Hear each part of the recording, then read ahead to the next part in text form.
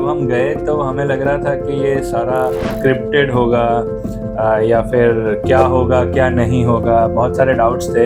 लेकिन वहाँ पे जाने के बाद हमें लगा कि पर्टिकुलर एआई को आपने अपने इंडस्ट्री के अंदर किस हिसाब से इम्प्लीमेंट करने का प्लान किया और एआई मेरे ख्याल से अभी भी एक सीड है। उसे बहुत ज़्यादा और ग्रो होना है। अभी वो एक प्लांट भी मेरे ख्याल से नहीं बना है। तो आपको क्या लगता है कि ये जो ईवी की बस है, ठीक है, अगर जो उसको मिस कर चुका है तो आगे आने वाले टाइम में कोई पर्टिकुलर इसके अंदर है कि इन्वेस्ट कर सकते हैं तो मेरे ख्याल से ईवी तो फ्यूचर है ही, बट ईवी के फ्यूचर होने से आईसी ग्रो होना बंद नहीं होने वाला। अगर आप पास्ट 2 साल के रिजल्ट्स देखें सेल के, तो आइस इंडस्ट्री ने भी 9% ग्रोथ किया है। आपको ये इंडस्ट्री के अंदर 11 साल हुए, करेक्ट? कभी कोई ऐसा फेज आया जब आपने सोचा हो कि मेरे को बस हो गया, बहुत हो गया, मेरे को क्विट करना? एक छोटे और बड़े बिजनेस के बीच में जो एक लाइन होती है जो दोनों के बीच में इतना ज्यादा डिफरेंस क्रिएट करती है, इज द विजन। एक छोटे से बिजनेस को, या फिर आप बोल सकते हो एक ऐसा बिजनेस जिसको छोटे नजरिए से देखा जाता है, उस बिजनेस को इन्होंने कैसे एक्सपांड किया, कैसे मल्टीपल फ्रेंचाइज ऑप्शन के अंदर लेके गए, कैसे उन्होंने अपनी ब्रांड वैल्यू एस्टेब्लिश की। और हाँ, रिसेंटली उन्होंने शार्क टैंक इंडिया के अंदर भी पार्टिसिपेट किया था। So welcome back guys to the Titan podcast show. This is Vivek Somani and let's welcome mister Kaushal Nayak, जो कि फाउंडर है सर्वॉल के। आज हम उनके साथ इस पॉडकास्ट के अंदर बात करेंगे कि कैसे उन्होंने एक 2 व्हीलर सर्विसिंग इंडस्ट्री को इतना आगे लेके जाने का डिसीजन लिया, कैसे उनके माइंड में आया कि उन्हें एक ऐसी इंडस्ट्री जो है जहां पर एक नॉर्मली छोटे नजरिए से देखा जाता है, उनको इतने बड़े लेवल पे एक्सपांड करना और एक अच्छे खासे लेवल के ऊपर एस्टेब्लिश करना, उसके पीछे का क्या माइंडसेट था, उन्होंने अपनी ग्रोथ को कैसे डिसाइड किया, and yes what's the future of EV and IC engines in the upcoming times. और सबसे बड़ी बात, एआई जो अभी हर बिजनेस के अंदर इंप्लीमेंट हो रहा है, हर बिजनेस के अंदर यूटिलाइज हो रहा है, उनका क्या प्लानिंग है एआई को लेकर अपने बिजनेस में यूटिलाइज करने का। So once again let's welcome mister Kaushal Nayak from Servall. So Kaushal sir, welcome to the Titan podcast show. Thank you. तो सर, जितना मैंने आपकी प्रोफाइल स्टडी की और पता चला उसमें कि आपने शार्क टैंक इंडिया में पार्टिसिपेट किया था, right. So how was your experience? It was great, I can say. बढ़िया एक्सपीरियंस था, क्योंकि ये फर्स्ट टाइम था हमारे लिए कि हम किसी बड़े शो में अपने बिजनेस को प्रोजेक्ट पिच कर रहे हैं। So it was totally different experience हमारे लिए। तो सर, आपको ये जो बता रहे हैं, आपको खाली ऊपर ऊपर से बता रहे हैं या सच में ऐसा फील हुआ था?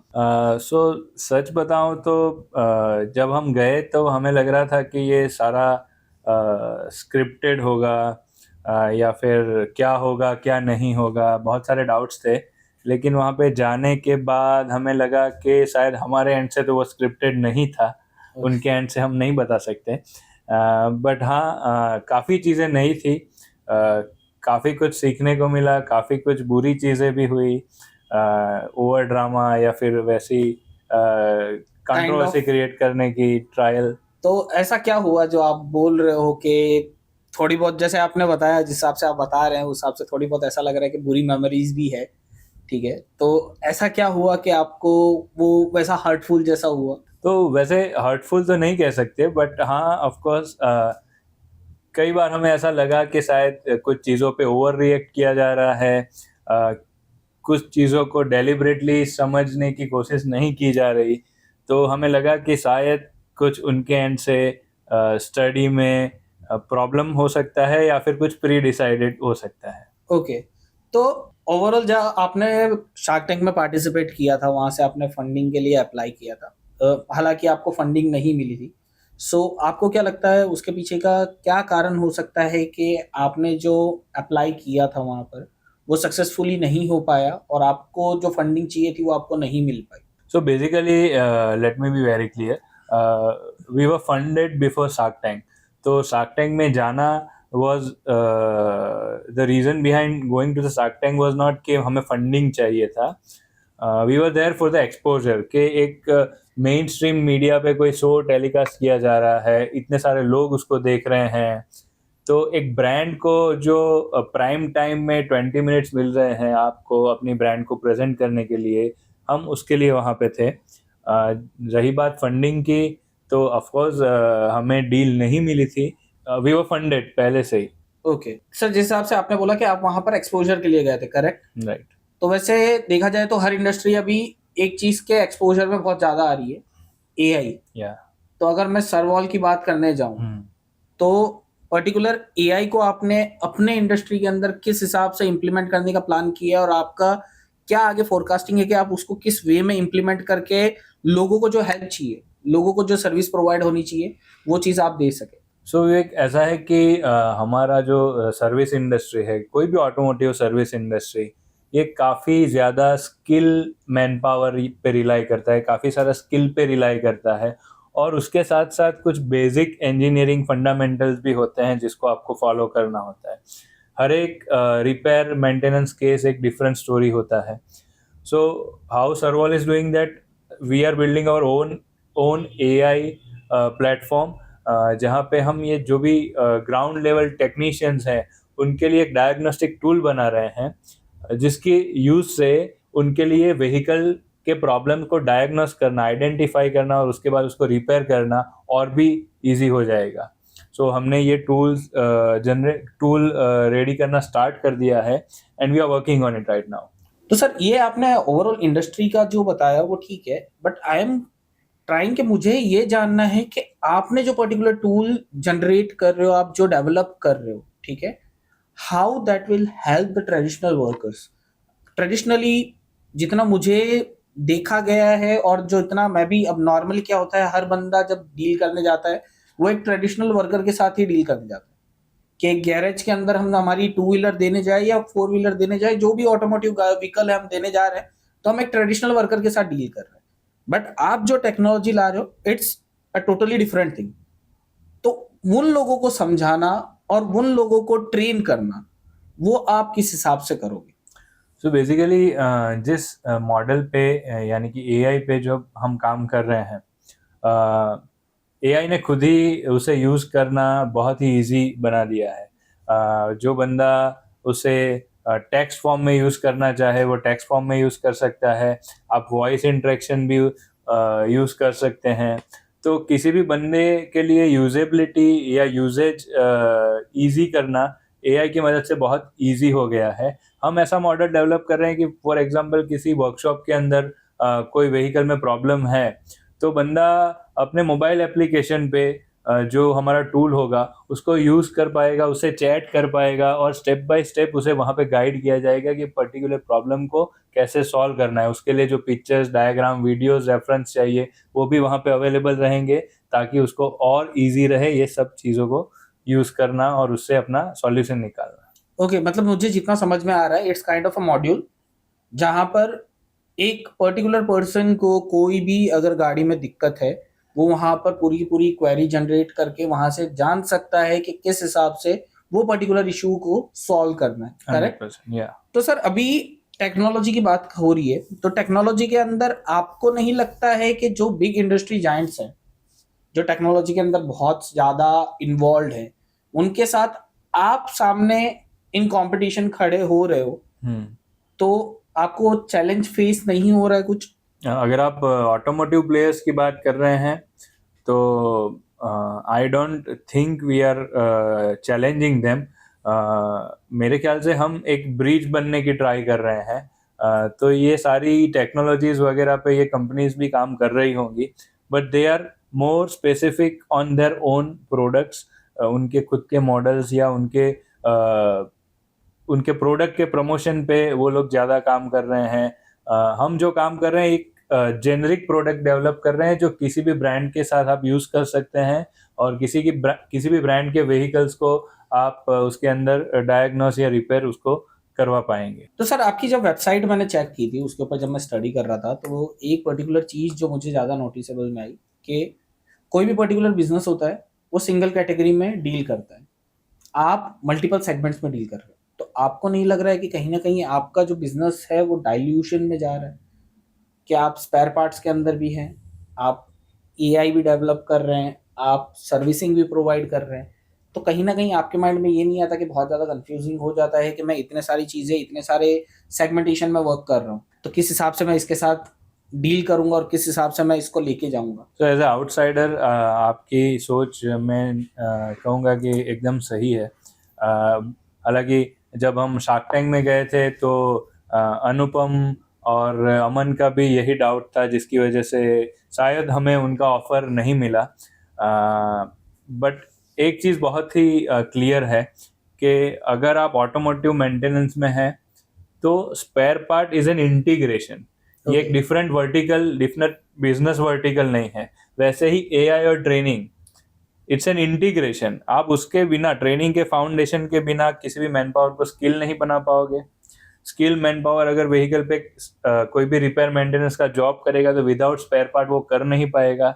एंड विथ एआई उसका जॉब हम और भी इजी कर रहे हैं। सो मेरे ख्याल से हम डिफरेंट बिजनेस वर्टिकल नहीं क्रिएट कर रहे हैं, हम एक इंटीग्रेशन क्रिएट कर रहे हैं, जिसकी वजह से हमारा बिजनेस मॉडल और स्ट्रांग बनेगा।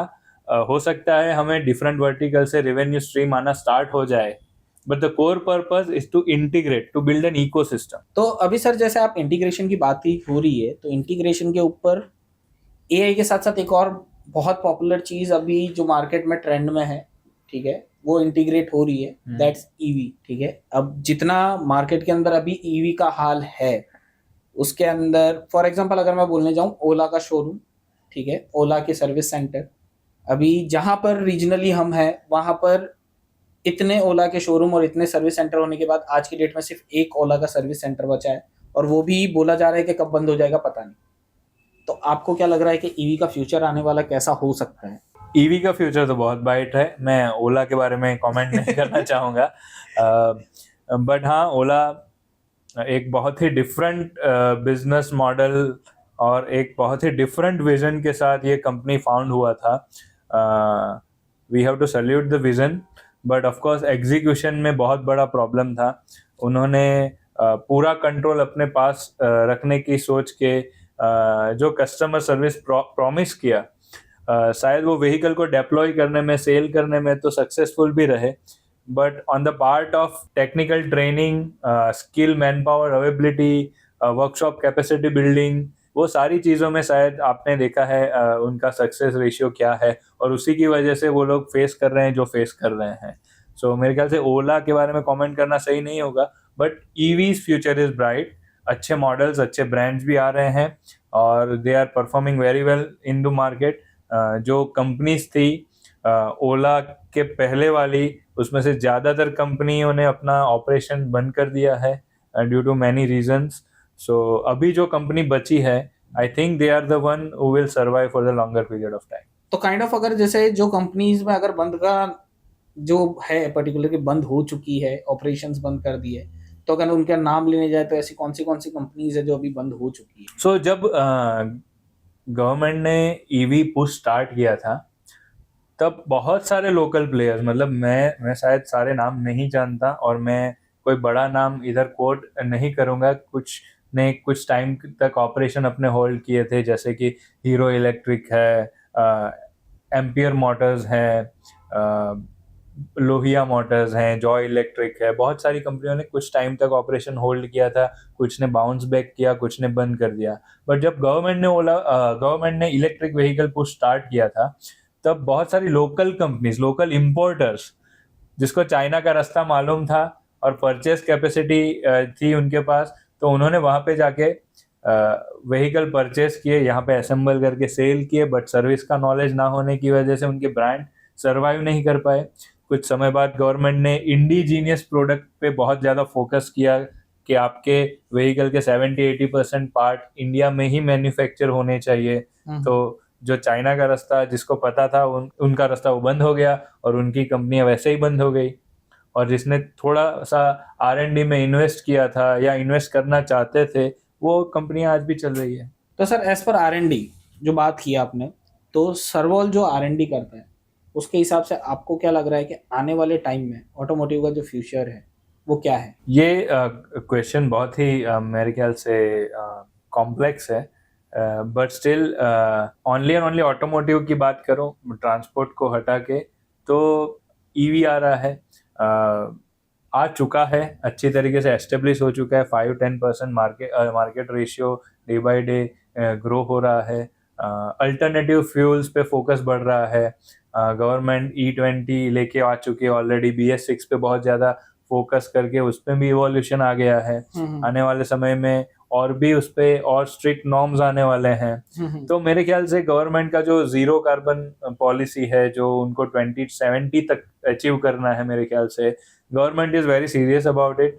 और ईवी में थोड़ा सा मेरे ख्याल से हिकअप्स हैं because of the rare earth materials और वगैरह वगैरह, तो वहाँ पे थोड़ा काम स्लो हुआ है। But of course in future EVs are going to be the major chunk of vehicles roaming on the roads.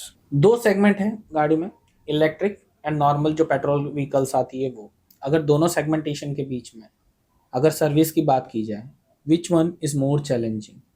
जो रेगुलर व्हीकल्स आ रही है, जो पेट्रोल पे रन हो रही है वो, या फिर ईवी? मेरे ख्याल से दोनों। और क्यों? बिकॉज के IC engines और IC vehicles आर ऑल्सो बहुत सारे टेक्निकल इवोल्यूशन, जैसे मैंने अभी मेंशन किया BS6, पहले BS2 हुआ करता था, BS4 आया, BS6 आया, आगे कुछ और आएगा। CNG व्हीकल्स के ट्रायल्स चल रहे हैं। E20 फ्यूल्स के नॉर्म्स ऑलरेडी सेटल्ड हो चुके हैं। तो उसमें भी जो टेक्निकल इवोल्यूशन आ रहा है वो बहुत ही ज़्यादा फास्ट है। ट्रेडिशनल मैन पावर के लिए, टेक्नीशियंस के लिए उसे अडॉप्ट करना भी बहुत ही चैलेंजिंग है। और ईवी तो कम्प्लीटली एक नया ही टेक्नोलॉजी है। तो बेसिकली जो पहले माइंडसेट हुआ करता था मैकेनिकल एक्सपर्टीज का व्हीकल्स के अंदर, तो ये थोड़ा सा शिफ्ट हो रहा है इलेक्ट्रॉनिकल एक्सपर्टीज पे। तो ये पूरा डायनामिक्स है, मेरे ख्याल से चेंज हो रहा है। तो दोनों ही को रिपेयर करना आने वाले समय में और चैलेंजिंग होने वाला है। तो आपको लगता है कि कोई ना कोई, जैसे आपने बताया कि ईवी का चल रहा है, सेम ईवी के प्राइजेस, स्टॉक्स सब अब जा रहे हैं, बट सेम IC के भी जा रहे हैं, ठीक है? तो जब ईवी फ्यूचर है तो IC क्यों ग्रो हो? तो मेरे ख्याल से ईवी तो फ्यूचर है ही, बट ईवी के फ्यूचर होने से IC ग्रो होना बंद नहीं होने वाला। अगर आप पास्ट 2 साल के रिजल्ट्स देखें सेल के, तो IC इंडस्ट्री ने भी 9% ग्रोथ किया है, जबकि प्रायर टू ईवी ये ग्रोथ 7% हुआ करता था। तो बेसिक जो इंडियन कंज्यूमर्स की व्हीकल डिमांड है वो बहुत ज़्यादा बढ़ रही है। सो 2023 में ये डेटा आया था कि India has overtaken China in two wheeler consumption. So China जो वर्ल्ड का सबसे बड़ा मार्केट था, उसको भी हमने बीट कर लिया है इन 2-व्हीलर कंजप्शन। तो ईवी का ग्रोथ तो है ही, होने ही वाला है, but it is highly dependent on the technology, ease of adoption and government push. While IC are the proven, लोग उसे पसंद करते हैं, रिलायबिलिटी फैक्टर ज्यादा है, उसको भी इतना ही सेल पुश मिलता रहेगा। और उसी की वजह से ये जो स्टॉक प्राइसेस है ICE व्हीकल की, वो कंटिन्यूअसली ग्रो ही हो रही है। तो आपको क्या लगता है कि जो ईवी की बस है, ठीक है, अगर जो उसको मिस कर चुका है, तो आगे आने वाले टाइम में कोई पर्टिकुलर इसके अंदर है कि इन्वेस्ट कर सकते हैं करके? मेरे ख्याल से ऑफ कोर्स आपने बस मिस नहीं की है, बस आप खाली एक स्टेशन लेट उसे ज्वाइन कर रहे हो। सो ये इंडस्ट्री मैच्योर होना अब स्टार्ट हुआ है। सो इनिशियल जो था बहुत सारा ग्रोथ हमें दिखा, बहुत सारे प्लेयर्स पॉप आउट हुए, बंद हो गए।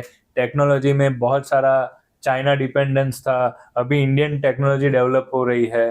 तो कुछ कंपनियां स्टेबल हुई हैं और बहुत सारी कंपनियां आ रही हैं, जैसे कि आपने कंपनी का नाम सुना होगा ultraviolet. They are one of the best design electric vehicles of India. और इंडियन R&D में, ईवी कंपनी में अगर R&D की बात करूँ तो अल्ट्रावायलेट और एथर एक ऐसी कंपनी है जो सबसे ज्यादा इन्वेस्ट कर रही है। और उसी के साथ साथ बाकी नए नए प्लेयर्स भी मार्केट में आ रहे हैं। एसर जो इलेक्ट्रॉनिक डिवाइसेस बनाता था वो इलेक्ट्रिक व्हीकल में आ चुका है। तो ऐसी बहुत सारी कंपनियां आने वाली हैं, क्योंकि एज ऑफ नाउ इंडिया में अराउंड 22 करोड़ 2-व्हीलर्स रोड पे घूम रहे हैं। तो सारे 22 करोड़ 2-व्हीलर को रिप्लेस करना किसी 2 कंपनियों के लिए तो पॉसिबल नहीं है। करेक्ट।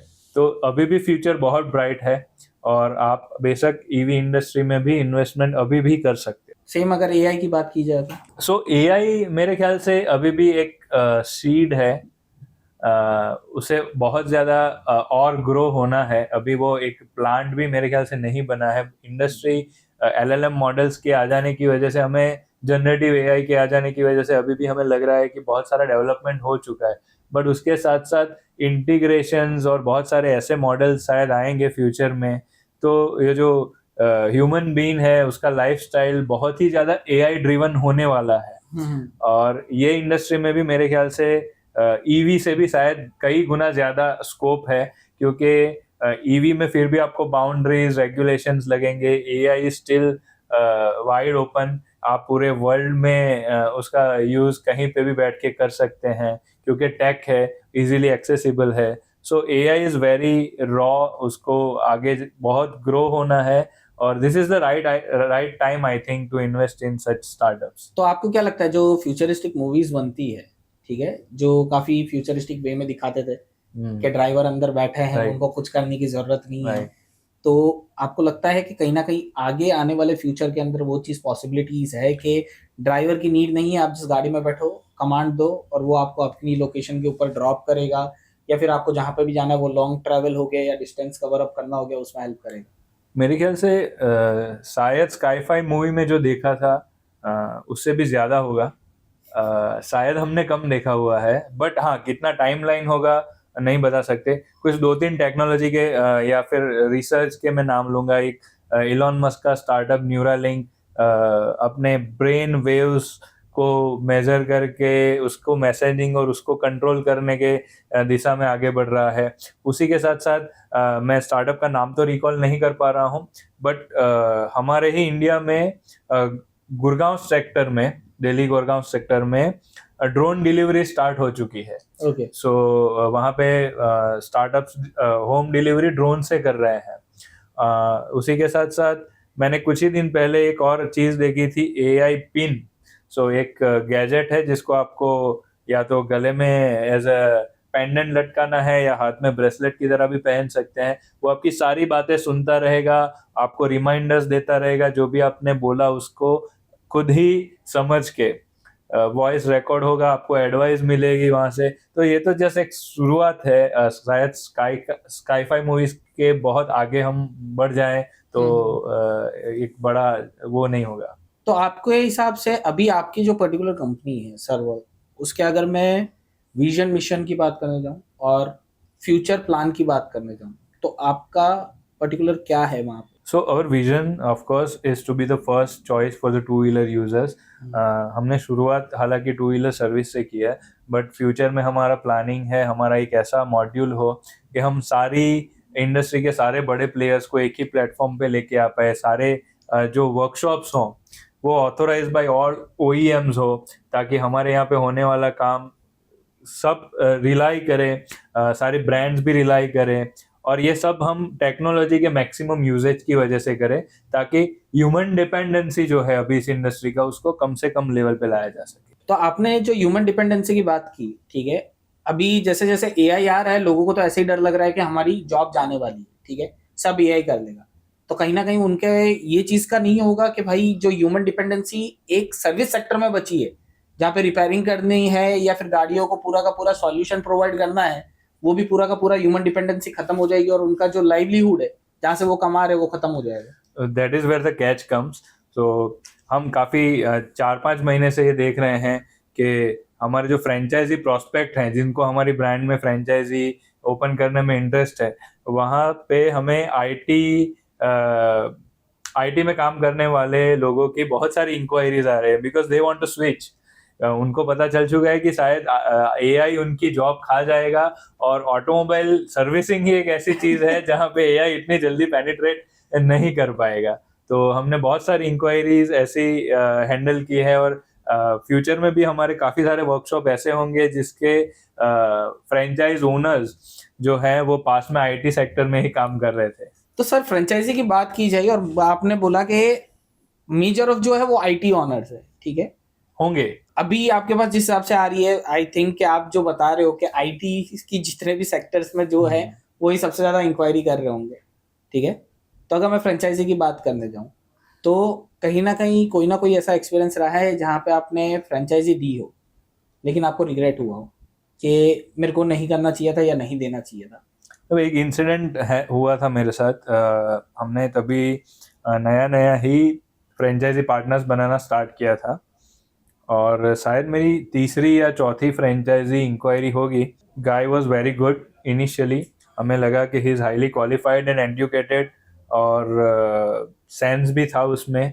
जब हमने उसको फ्रेंचाइजी ऑफर किया था, जब उसका फ्रेंचाइजी स्टार्ट हुआ फ्रॉम द डे वन बहुत अच्छा चलने लगा वो फ्रेंचाइजी, बिकॉज हमने जो एक्टिविटीज़ मार्केटिंग वगैरह वहाँ पे किया था, जिस लेवल का मैन पावर को हमने ट्रेनिंग दिया था, सो एवरीथिंग वाज हंकी डोरी।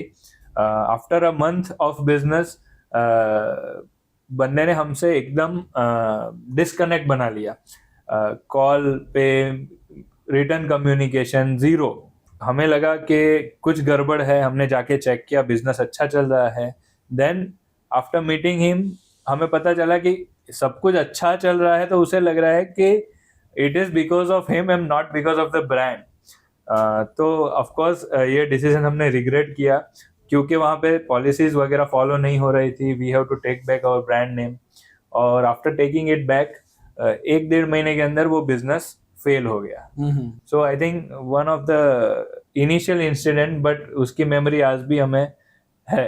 तो सर फ्रेंचाइजी के अंदर जैसे आपने बोला कि एक ऐसा एक्सपीरियंस रहा आपका जहाँ पे आप कंट्रोल नहीं कर पाए, तो आपको नहीं लगता कि जैसे जैसे आपका फ्रेंचाइजी ग्रो होगा, ठीक है, और जैसे जैसे ज़्यादा से ज़्यादा लोकेशन पे आपका फैलता जाएगा, जितना मुझे मालूम है आपका, मेरे ख्याल से आप पैन इंडिया का टारगेट लेके चल रहे हैं कि आपको पैन इंडिया पहुंचना है। तो पैन इंडिया तक पहुंचना फर्स्ट ऑफ ऑल वो एक बड़ी बात है। सेकेंडरी कि पैन इंडिया आपने पहुंच तो गए, लेकिन आपकी ब्रांड जो आपका नाम यूज कर रही है और आपकी फ्रेंचाइजी हर जगह ओपन हो रही है, उसमें आप क्वालिटी कंट्रोल कैसे मैनेज करोगे? So from the day one, we are very very very SOP driven company. So हमारे यहाँ पे आउटलेट विजिट करने वाले कस्टमर को नमस्कार कैसे करना है से लेके बाय बाय कैसे करना है, उस तक लेवल की हमारे पास स्टैंडर्ड ऑपरेटिंग प्रोसीजर्स डिफाइंड है। ओके। और कंटिन्यूस ट्रेनिंग से हम जो भी फ्रेंचाइजी पे मैन पावर होता है उसको अपग्रेड करते रहते हैं इन टर्म्स ऑफ टेक्नोलॉजी और in terms of customer service also. So of course as you said के सारी जगहों पे कंट्रोल बनाना इज वेरी चैलेंजिंग, बट इतने साल के एक्सपीरियंस के बाद हमने कुछ SOPs, हमने कुछ ऐसे स्टैंडर्ड, हमने कुछ हासिल किया है जिसकी वजह से अभी वो काम थोड़ा हमारे लिए इजी हो गया है। मैं ये नहीं कहूँगा कि बहुत इजी हो गया है, अभी भी चैलेंजेस है, बट ऑफ कोर्स हमारा जो स्ट्रक्चर है, फाउंडेशन है, वो बहुत ही स्ट्रांग है। हमारा फोकस रहता है कि हमारे एंड यूजर को डिलाइट कैसे करना है, और हमारा पूरा जो SOP है वो उसी के अराउंड घूमता है। तो आपने बोला कि एंड कंज्यूमर को डिलाइट कैसे करना। एंड कंज्यूमर की बात आती है तो मेजर ऑफ जितने फील्ड में बिजनेस में देखा गया है कि जितना ज़्यादा बिजनेस एक्सपांड होता है, जितनी जगह फैल रहा है, वो कहीं ना कहीं जाके पहले उनके मन अंदर रहता है कि मुझे कस्टमर को सेटिस्फाई करना। लेटर स्टेज पे क्या आता है, मुझे खुद को सेटिस्फाई करना, मुझे पैसा मिलना चाहिए। ब्रांड मेजर ऑफ काफी ऐसी ब्रांड्स, करेक्ट, जो क्वालिटी मैनेजमेंट हो गया या फिर आप किसी भी वे में बोल लीजिए, ठीक है, सर्विस बेस्ड में बोल लीजिए, मतलब मल्टीपल सेक्टर्स में। राइट। मैं खाली पर्टिकुलर सर्विस सेक्टर की बात नहीं कर रहा, इवन आप FMCG पकड़िए या कोई पर्टिकुलर प्रोडक्ट सेक्टर पकड़िए या सर्विसिंग सेक्टर पकड़िए, हर एक में कोई ना कोई ऐसी ब्रांड तो निकलती। तो जैसे एंड कंज्यूमर का अब उनको कोई लेना देना नहीं है। स्टार्टिंग में they will focus on the end consumer, but on the later on stage उनको ये है मुझे पैसा मिल रहा है ना, बाकी सब जाने तो जाए, कोई फर्क नहीं पड़ता। तो कभी अगर वैसा सिचुएशन आया तो आप क्या करोगे? ऐसा सिचुएशन तभी आता है जब ब्रांड का फाउंडेशन वीक हो या फिर डे वन से पर्पस पैसा हो। मैं जब से इस इंडस्ट्री में आया हूँ या मेरी टीम जब से इस इंडस्ट्री में आई है, पैसे पे ऐसा नहीं कि हमने फोकस नहीं किया, but money is not our primary objective. We are running our company as a startup, we are burning and we will burn for the future because we are investing in future technologies. So हमारे लिए value creation बहुत ज़्यादा important है। Customer को delight करना है, पूरे industry का परसेप्शन चेंज करना है, क्योंकि आज किसी भी ऑटोमोबाइल गैराज वालों को, 2 व्हीलर के गैराज वालों को हमारी ब्रांड के आने से पहले एक स्टेटस से नहीं देखा जाता था, जबकि हमारे जो फ्रेंचाइज ओनर है उनको एक स्टेटस मिल रहा है। Why? Because we have created a brand, we have created a promise. Customer हमें हमारे काम से पहचानते हैं। आपने कभी हमारे ब्रांड की ज्यादा एड्स नहीं देखी होंगी, बट जो भी हमारे कस्टमर्स हैं वो रिटेन कस्टमर है। आज भी हमारा रिटेंशन रेशियो कम्युलेटिव अगर पूरे फ्रेंचाइजी का भी मिला लूं तो it is more than 65%, which is in two wheeler industry very high. So पैसा of course is a byproduct. ऐसा नहीं है कि हमें पैसा नहीं कमाना है, बट अगर हम अच्छा काम करेंगे, वैल्यू क्रिएट करेंगे, तो पैसा हमारे साथ आ ही रहेगा। अच्छा, और एक और चीज कि हमने हमारे ब्रांड को फ्रेंचाइज करना 2021 से स्टार्ट किया। सो टिल डेट रफली अगर मैं फिगर की बात करूं तो हमारे पास करीब करीब 10,000 फ्रेंचाइजी इंक्वायरीज आई होंगी। लेकिन अभी भी हमारा फ्रेंचाइजी फिगर है 35। वाई? बिकॉज हमने ये डिसाइड किया था कि हमें ऐसे ही रैंडम ग्रोथ नहीं करना है। हमें right franchise partner, right location, right area के लिए ढूंढने हैं जो हमारे विजन के साथ अलाइन करे और हमारे ब्रांड को ग्रो करने में हेल्प करे। तो हमारा ग्रोथ अगर आप ऑन पेपर देखोगे तो आप बोलोगे कि ये 5 साल में इतने ही फ्रेंचाइजी, बट हमने उसके एटलीस्ट 10 गुना फ्रेंचाइजी जो जेन्यून इन्वेस्टर्स थे उनको जाने दिया, क्योंकि उनको हमारे विजन के साथ अलाइन होकर काम नहीं करना था।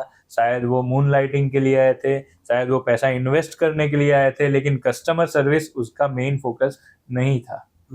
सो हमने बहुत सारी ऐसी अपॉर्चुनिटीज भी मिस की है या जाने दी है जहां पे हमें पैसा मिल सकता था बट ब्रांड नहीं बन रही थी। तो आपको क्या लगता है कि आने वाले 10 साल के अंदर आपकी इंडस्ट्री में ऐसी कौन सी चीज है जो पूरी तरह कंप्लीटली जो है वो खत्म हो जानी है? मेरे ख्याल से आने वाले 10 साल प्रेडिक्ट करना बहुत ही चैलेंजिंग है, but one thing is for sure, because of this technical evolution हम आए दिन लोकल गैरेज ओनर्स को मिलते रहते हैं। तो जो फीडबैक मुझे मिल रहा है, one thing is for sure कि अनऑर्गेनाइज इंडस्ट्री जिस तरीके से चल रही है, मेरे ख्याल से वो खत्म होने वाली है। जो प्लेयर्स बचेंगे वो या तो ऑर्गेनाइज होंगे या तो हाईली स्किल्ड होंगे। बट जो भी पप्पू बिल्लू बैठ जाता था एक टूल किट लेके रास्ते पे, मेरे ख्याल से फ्यूचर में वो बहुत ही मुश्किल हो जाएगा या स्कार्स हो जाएगा। आपको ये इंडस्ट्री के अंदर 11 साल हो, करेक्ट? कभी कोई ऐसा फेज आया जब आपने सोचा हो कि मेरे को बस हो गया, बहुत हो गया, मेरे को क्विट करना? मेरे ख्याल से रोज दिन का एक फेज आता है, रोज सोचते हो क्विट करना है? कुछ ना कुछ चैलेंज आते हैं, तब लगता है कि मतलब इसको ऐसे किया जा सकता था या ऐसा कुछ। हाँ, मतलब काफ़ी सारे ऐसे चढ़ाव उतार आते रहते हैं एज ए एंटरप्रेनर। अगर आप बिजनेस में हो और फिर ग्रोथ फेज में हो और आप ऐसे इंडस्ट्री में काम कर रहे हो जहाँ पे चैलेंजेस ऑलरेडी बहुत ज़्यादा है और उसके साथ साथ आपका प्राइम फोकस पैसा नहीं बट कस्टमर सेटिस्फेक्शन है, तो ऐसे चैलेंजेस बहुत बार आए। जब सोचा कि इससे अच्छा तो इसको वाइंड अप कर देते हैं, बट उसके साथ साथ अगर आपका पर्पस क्लियर है तो वो दूसरे ही सेकंड में आपको थॉट आ जाता है कि नहीं, मैं यहाँ पे बंद करने के लिए नहीं हूँ, मैं उसे और ग्रो करने के लिए। ओके, आने वाले टाइम में आपको क्या लगता है कि आपको सबसे बड़ा चैलेंज कौन दे सकता है? जो बड़ी ब्रांड्स है वो, या जो नया स्टार्टअप कोई अगर आ रहा है वो? मेरे ख्याल से अगर सबसे बड़ा चैलेंज अगर हमारे लिए कोई हो सकता है तो वो हमारा खुद का ही ऑपरेशन होगा, क्योंकि हमारे कॉम्पिटिटर ब्रांड मेरे ख्याल से इतने ज़्यादा विजन अलाइन नहीं है, to be very frank with you. और जो OEM है वो already they are very much occupied in growing their own brand and not concentrated over the entire industry. तो कोई भी एक प्लेयर सारे इंडस्ट्री को कवर नहीं कर पाएगा, क्योंकि ये 1.5 लाख करोड़ का इंडस्ट्री है। ओके। और क्योंकि 22-25 करोड़ टू व्हीलर हैं तो साल में 3-4 बार सर्विसिंग के लिए जाते हैं, तो सालाना 100 करोड़ सर्विसेज होती हैं। तो ये पूरे एंटायर इंडस्ट्री को कैप्चर करना इज़ वेरी डिफिकल्ट। अगर हमने कोई मिसस्टेप लिया या एग्जीक्यूशन प्रॉपर नहीं लिया तो ये चीज़ें गड़बड़ हो सकती है। Coming back to the EV, आपको आने वाले टाइम में कौन सा लग रहा है कि जो सबसे बड़ा प्लेयर इसमें बन सकता है? They are many. In terms of अगर मैं कंज्यूमर ब्रांड की बात करूँ, बिकॉज एक कैटेगरी जैसे मैं अल्ट्रा वायलेट मेंशन किया तो they are focusing on the premium category. There is few players like Ola, Ather, TVS, they are focusing on the commuter vehicle जो इकोनॉमी सेगमेंट में होगा, और इंडिया में सबसे ज़्यादा वॉल्यूम जो अभी का है वो इकोनॉमी सेगमेंट का ही है। तो मेरे ख्याल से TVS एंड एथर बहुत अच्छा फ्यूचर में उनका देखता हूँ, और उसके साथ साथ हीरो का खुद का ब्रांड जो वीडा है, इवन एथर में भी हीरो का इन्वेस्टमेंट है. Okay. There is one other brand from Taiwan, which is very old and renowned brand of Taiwan, which name is Gogoro. Gogoro. Hero has also invested in Gogoro and they are calling this company के आप India में आके करिए, और उन्होंने 1-2 centre start भी किए. I think सबसे पहली कंपनी जो अपने यहाँ पे ईवी व्हीकल लेके आई थी, इट वाज शायद Okinawa. I don't think it is Okinawa. India में शायद मेरे नॉलेज में इलेक्ट्रिक व्हीकल जब से मैं देख रहा हूँ, समझ रहा हूँ, first vehicle was vehicle, not two wheeler. First vehicle was by Mahindra Reva, which is now Mahindra. Earlier it was Reva. Okay. And in two wheelers, अगर गुजरात अराउंडिंग एरिया की बात करूं तो there was a company called Indus, जिसने around 2002-2003 के अंदर पहला two wheeler Yo bikes करके लॉन्च किया था. So this are the pioneers of electric vehicle industry. Okinawa later on आया इंडिया के अंदर, एक जापानीज नाम लेके, बट टेक्नोलॉजी और माइंडसेट पूरा इंडियन था, अच्छा ग्रो किया. But because of the disruption in Chinese supply chain अभी मार्केट से वो गायब हो गया था, बीच में वापस री एंट्री कर रहा है. तो सेम चीज जो अभी हुआ कि मैं एक चीज मेरे को समझ में नहीं आता, लोगों को ऐसे बाहर के नाम से ऑब्सेशन क्या है. सब यहाँ बन रहा है, सब कुछ यही हो रहा है, ऑपरेशन से लेके मैन्युफैक्चरिंग सब यहीं पे, लेकिन वो नाम रखेंगे बाहर का. तो इसका आंसर थोड़ा पॉलिटिकल है. इसका आंसर इसको हमें थोड़ा पॉलिटिकली देखना पड़ेगा कि जब अंग्रेज इंडिया में आए थे तो ऐसा माइंडसेट छोड़ के गए वो इंडियंस पे, ऐसा प्रभाव छोड़ के गए कि इंडियंस हमेशा फॉरेनर्स को ही अपने से अच्छा बढ़िया मानते हैं. और वही रीज़न है, आप किसी भी ब्रांड को अगर फॉरेन नेम दे दो तो एक्सेप्टेंस बढ़ जाती है, प्रीमियमनेस उसमें बढ़ जाती है. मेरे ख्याल से यही माइंडसेट है, कॉलोनियल जिसको माइंडसेट बोलते हैं हम. अभी काफी चल भी रहा है. हर चीज में कॉलोनियल आ रहा है. Coming back to the franchise part, आपके पास अगर फ्रेंचाइजी कोई ले रहा है तो what are the key aspects, क्या आप सबसे पहले क्या क्या चीजें देखते हो देने से पहले, और टिल नाउ आपके पास जितनी भी इंक्वायरीज आई है वो किस टाइप की है? देखिए, इंक्वायरी तो हमें सब टाइप की आती है. जैसे मैंने बोला कि अभी हमारे पास आईटी इंडस्ट्री से ज़्यादा इंक्वायरी आ रही है, वैसे ही इन्वेस्टर्स प्रोफाइल बहुत ज़्यादा आती हैं कि जिसको पैसा डालना है बिजनेस में, and they are fascinated about the automotive industry, क्योंकि ऑटोमोटिव पैशन रहा है, कार बाइक्स वगैरह. तो ऐसी इंक्वायरीज बहुत ज़्यादा आती हैं. जो ऑलरेडी टू व्हीलर या ऑटोमोटिव फोर व्हीलर इंडस्ट्री में काम कर रहे हैं लोग, उनकी बहुत ज़्यादा इंक्वायरी हमारे पास आती है. बट जो क्वालिटी हम देखते हैं, फर्स्ट थिंग जो हमारा प्राइमरी रिक्वायरमेंट है, क्योंकि हमारे पास अभी हमारे पास 3 मॉडल है, बट जो आउटलेट ओनर होता है which is one model which is franchisee owned and franchisee operated. तो वहाँ पे प्राइमरी रिक्वायरमेंट है कि owner should be involve. Owner का टाइम अपने आउटलेट पे जाना चाहिए. Owner should be equally fascinated और equally enthusiastic about customer delight, customer service. So customer service का अगर नो हाउ हो, अगर कस्टमर सर्विस को समझता हो, या फिर अच्छी कस्टमर सर्विस देने में बिलीव करता हो, सो ऐसी प्रोफाइल हमारे लिए बेस्ट है. बट उसी के साथ साथ अभी हमने एक मॉडल लॉन्च किया है जो है फीको फ्रेंचाइजी, जिसमें इन्वेस्टर होगा, कंपनी जिसे रन करेगी. तो कुछ एरियाज में हमारे ऐसे आउटलेट्स हम ओपन करेंगे आने वाले फ्यूचर में, जहाँ में फ्रेंचाइजी एज ए इन्वेस्टर रहेगा, साइलेंट पार्टनर, और उस आउटलेट को कंपनी रन करेगी.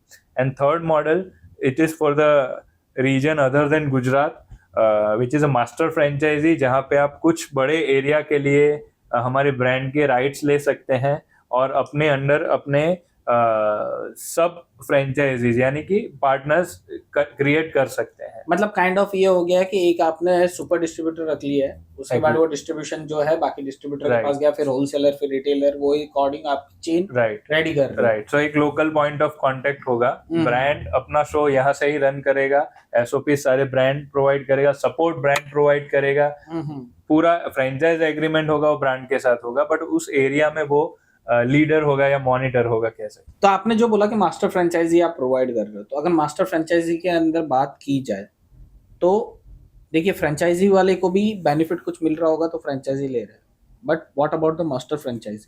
उनको क्या बेनिफिट्स पर्टिकुलर मिल सकते हैं इसमें? सो जैसे पहले मैंने बोला मास्टर फ्रेंचाइजी में थोड़ा इन्वेस्टमेंट ज़्यादा होता है।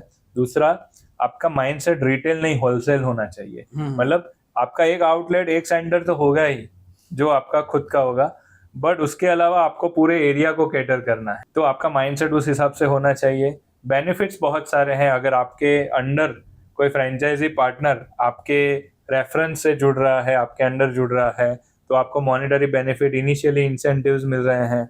उसके बाद जैसे ही आप आउटलेट, आपके अंडर वाला आउटलेट परफॉर्म करना स्टार्ट कर देगा, आप उनको हमारे स्पेयर्स की सप्लाई देना स्टार्ट करेंगे, वहां से आपके मार्जिन बनेंगे, आपको सपोर्ट फी में कंट्रीब्यूशन मिलेगा, तो आप वहां से अपना अर्निंग स्टार्ट करेंगे। सो बेसिकली जो अर्निंग अपॉर्चुनिटी है वो आपके आउटलेट तक लिमिटेड नहीं, बट के वो मल्टीप्लाई हो जाएगी और आप एक बड़ा गेम खेल सकते हो, एक बड़ा एरिया कवर करके। तो सर एआई की जब आपने बताया कि एआई के अंदर में जो भी है आप लोगों को सिखाते हो, मॉड्यूल जो भी है आपका उससे वो लोग सीख सकते हैं और हो सकता है, तो ये पर्टिकुलर खाली उन लोगों के ऊपर ही अप्लाई होता है जिसको इस फील्ड का नॉलेज हो, या फिर कोई भी पर्टिकुलर पर्सन जो है वो इसको सीखना चाहे और इसमें इन्वॉल्व होना चाहे तो हो सकता है? सो मेरे ख्याल से हमारा भी एक पेट प्रोजेक्ट हमने स्टार्ट किया है जिसका नाम हमने दिया है मैन पावर फैक्ट्री। बेसिकली हम बंदे नहीं प्रोड्यूस कर रहे हैं बट जो ऑलरेडी इस इंडस्ट्री में लोग काम कर रहे हैं, बहुत मतलब इंडिया में somewhere around 5 lakh plus local garages हैं। तो हम उन सबको बोल रहे हैं कि आप आइए हमारे पास, हमारे साथ जुड़िए। मैन पावर फैक्ट्री में हम जो भी बंदा हमारे साथ जुड़ेगा उसको एक एश्योर्ड जॉब देंगे हमारे फ्रेंचाइज आउटलेट पे विथ गुड सैलरी। और उसके लिए, उसको प्रिपेयर करने के लिए हमने इन हाउस ट्रेनिंग सेंटर में 3 महीने का एक प्रोग्राम बनाया है, जिसमें उनको सैलरी के साथ साथ 3 महीना कंटिन्यूअस ट्रेनिंग मिलेगा। 0 से लेके लेवल 3 तक हम उसको ट्रेन करेंगे, जिसमें इलेक्ट्रिक व्हीकल और BS6 व्हीकल सबका पूरा कंप्लीट नॉलेज के साथ उनको प्रैक्टिस करवाया जाएगा कि ऑन फील्ड में प्रॉब्लम्स को कैसे रिजॉल्व करना है।